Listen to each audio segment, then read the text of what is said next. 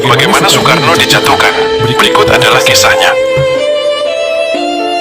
Kenapa? Karena Pancasila itu sendiri adalah kiri. Maaf, Pak. Sepanjang yang saya ketahui, mahasiswa dan rakyat Indonesia masih tetap menaruh kepercayaan penuh kepada Bapak sebagai pemimpin besar.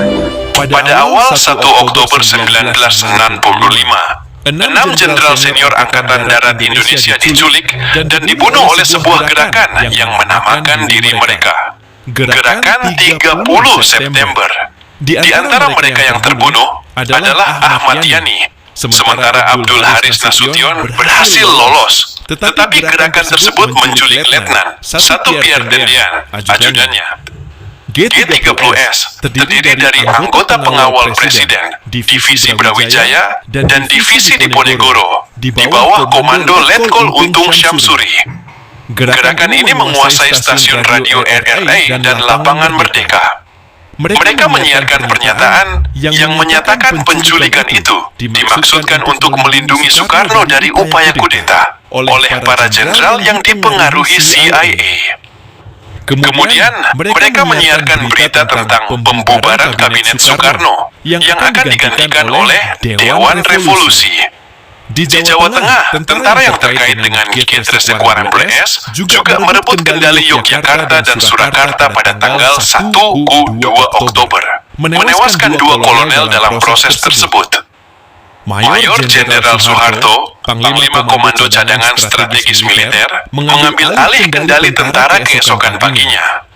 Soeharto memerintahkan pasukan untuk mengambil alih stasiun radio RRI dan lapangan Merdeka. Pada sore hari itu, Soeharto mengeluarkan ultimatum kepada Pangkalan Angkatan Udara Halim, tempat G30S bermarkas, Marsekal Udara Omar Dhani, dan Ketua PKI Aidit berkumpul. Pada hari berikutnya, jelas bahwa kudeta yang terkoordinasi dengan baik itu telah gagal. Soekarno tinggal di Istana Bogor, sementara Dhani melarikan diri ke Jawa Timur dan Aidit ke Jawa Tengah. Pada tanggal 2 Oktober, tentara Soeharto menduduki Pangkalan Angkatan Udara Halim setelah baku tembak singkat. Kepatuhan Soekarno terhadap ultimatum Soeharto pada tanggal 1 Oktober untuk meninggalkan Halim dianggap mengubah semua hubungan kekuasaan. Keseimbangan kekuatan Soekarno yang rapuh antara militer, Islam politik, komunis, dan nasionalis yang mendasari demokrasi terpimpin kini sedang runtuh. Pada tanggal 3 Oktober, mayat para jenderal yang diculik ditemukan di dekat Pangkalan Angkatan Udara Halim.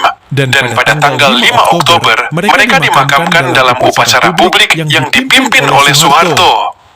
Pada awal Oktober 1995, sebuah kampanye propaganda militer mulai melanda negari ini, berhasil meyakinkan khalayak Indonesia dan internasional bahwa itu adalah kudeta komunis dan bahwa pembunuhan itu merupakan kekejaman pengecut terhadap para pahlawan Indonesia karena mereka yang ditembak adalah perwira militer veteran. Setelah penemuan dan pemakaman umum jenazah para jenderal pada tanggal 5 Oktober, tentara bersama dengan organisasi Islam Muhammadiyah dan Nahdlatul Ulama memimpin kampanye untuk membersihkan masyarakat, pemerintah, dan angkatan bersenjata Indonesia dari partai komunis dan organisasi kiri lainnya. Anggota terkemuka PKI segera ditangkap. Beberapa dieksekusi tanpa pengadilan. Aidit ditangkap dan dibunuh pada bulan November 1995. Pembersihan menyebar ke seluruh negeri dengan pembantaian terburuk di Jawa dan Bali.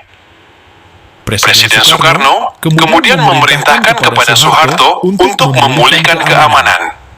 Setelah memperoleh perintah presiden tersebut, Soeharto menyatakan PKI ilegal dan partai tersebut dibubarkan. Ia juga menangkap banyak pejabat tinggi yang setia kepada Soekarno dengan tuduhan sebagai anggota dan atau simpatisan PKI yang selanjutnya mengurangi kekuatan dan pengaruh politik Soekarno.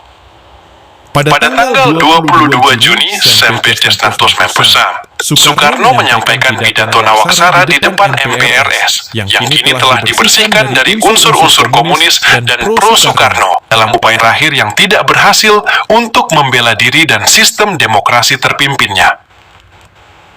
Pada bulan Agustus 1946, meskipun mendapat keberatan dari Soekarno, Indonesia mengakhiri konfrontasinya dengan Malaysia dan bergabung kembali dengan Perserikatan Bangsa-Bangsa setelah pidato pertanggungjawaban yang gagal. Pada 10 Januari 1996 itu, Soekarno menyerahkan kekuasaan eksekutifnya kepada Soeharto pada 20 Februari 1997.